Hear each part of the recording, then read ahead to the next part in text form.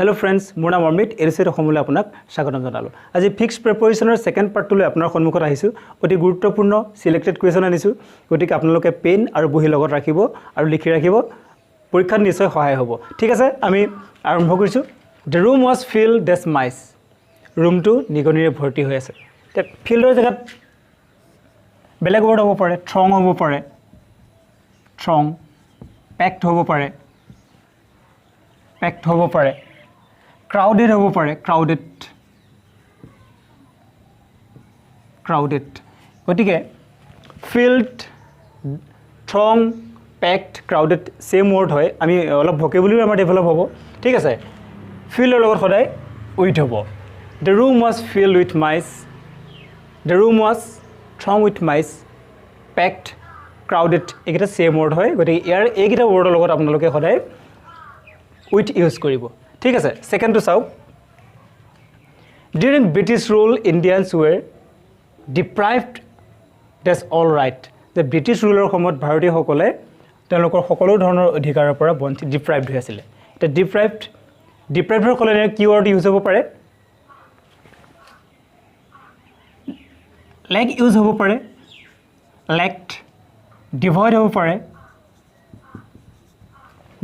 পাৰে, derived, লেক্ট, ডিভইড same word হয়। গতিকে এতিয়া ইয়াৰ লগত কি হ'ব? ডিপ্ৰাইভ অফ হ'ব। ইয়াত কি হ'ব? অফ। এটা মনত ৰাখিব।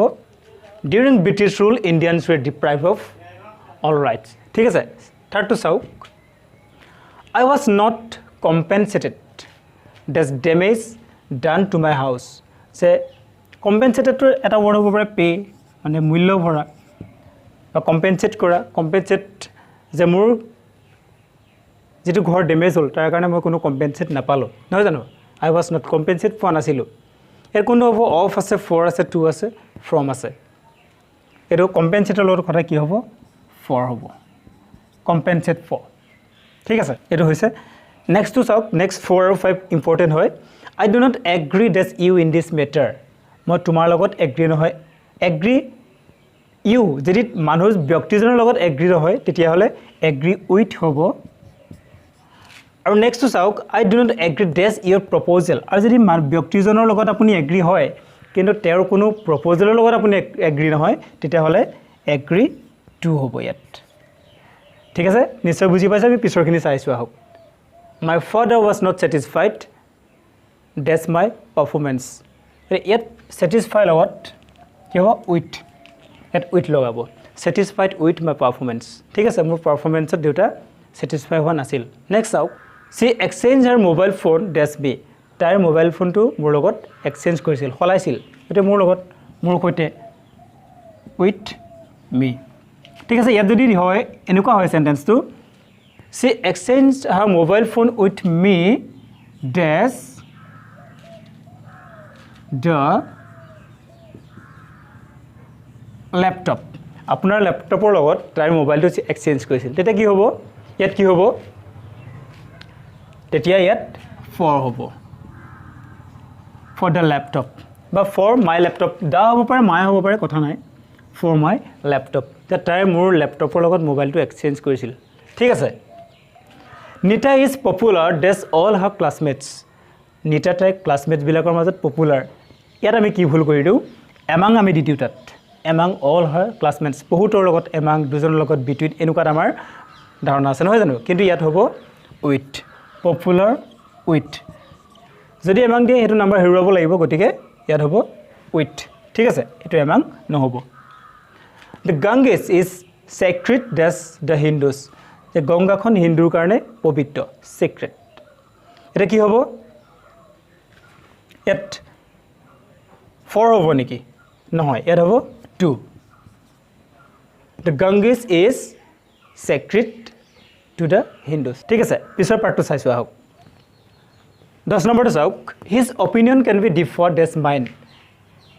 তাৰ অপিনিয়নটো মোতকৈ বেলেগ হ'ব পাৰে। ডিফাৰ লগত ফ্ৰম, ডিফাৰ ফ্ৰম। ঠিক আছে। Her believe can be same with me. Believe মানে আমি কি হ'ব পাৰোঁ? থিংক ক'ব পাৰোঁ। থিংক বা বিলিফটো আমি জাজমেণ্ট বুলি ক'ব পাৰোঁ judgement so' her belief can be same with me তেওঁৰ জাজমেণ্টটো বা থিংকটো এইটো স্কুল অফ থট বুলিও কয় মোৰ লগত একেই কিছুমান ক্ষেত্ৰত সেভাৰেল ৰেসপেক্টছ এটো কি হ'ব in by on from in হ'ব নেকি বা বাই হ'ব নেকি নহ'ব এটো অন হ'ব অন সেভাৰেল ৰেসপেক্টছ কিছুমান ক্ষেত্ৰত তেওঁৰ মোৰ লগত মতটো একেই ঠিক আছে বিলিফ একেই থট বা জাজমেণ্টটো একেই হি কিল দ্য স্নেক উইথ হ'ব স্নেক উইথ আ ষ্টিক কিয় এইটো ইনষ্ট্ৰুমেণ্ট যিকোনো কাম ইনষ্ট্ৰুমেণ্টেৰে কৰিলে ইনষ্ট্ৰুমেণ্ট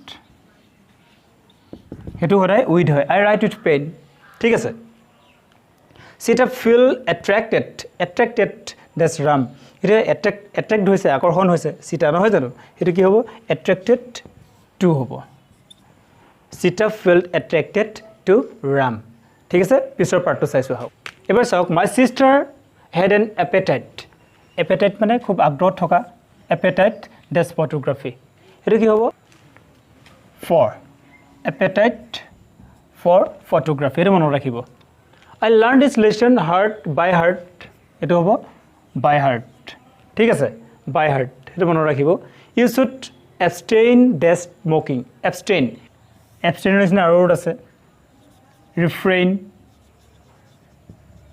refrain হ'ব পাৰে escape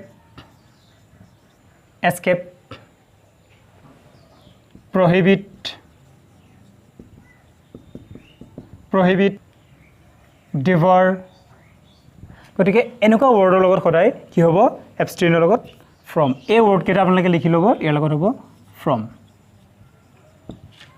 U should abstain from smoking মানে আঁতৰত থকা নহয় জানো প্ৰহিবিট এস্কেপ এইবিলাক আঁতৰত থকাৰ অৰ্থ বুজায় গতিকে এবষ্টেইন ফ্ৰম স্মোকিং ঠিক আছে উইল নট ইয়েলটো ইয়াৰ আমি যেটো কমন ৱৰ্ড সেইটো আমি শুনিয়ে থাকোঁ সাৰেন্ডাৰ নহয় জানো সাৰেন্ডাৰ আৰু এটা ৱৰ্ড আছে ষ্টুপ বুলি ক'ব পাৰি ষ্টুপ উইল নট ইয়েল্ড বা ষ্টুপ হ'ব পাৰে বা সাকাম হ'ব পাৰে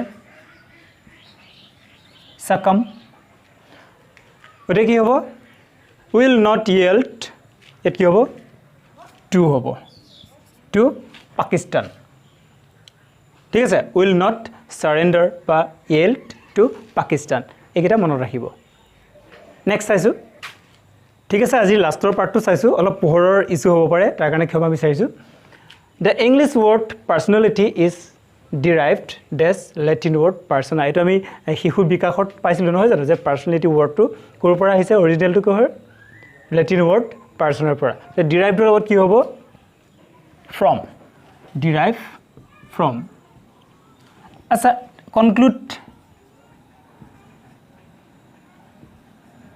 কনক্লুড হ'লেও ফ্ৰম হ'ব কনক্লুডৰ লগতো ফ্ৰম লাগে ডিৰাইভডৰ লগতো ফ্ৰম লাগে ঠিক আছে আৰু এটা ৱৰ্ড আছে ইনফাৰ বা ডিডিউচ এইকেইটা ৱৰ্ডৰ লগতো কি লাগিব ফ্ৰম লাগিব ঠিক আছে এইকেইটা ৱৰ্ড মনত ৰাখিব নেক্সট চাওক I inferred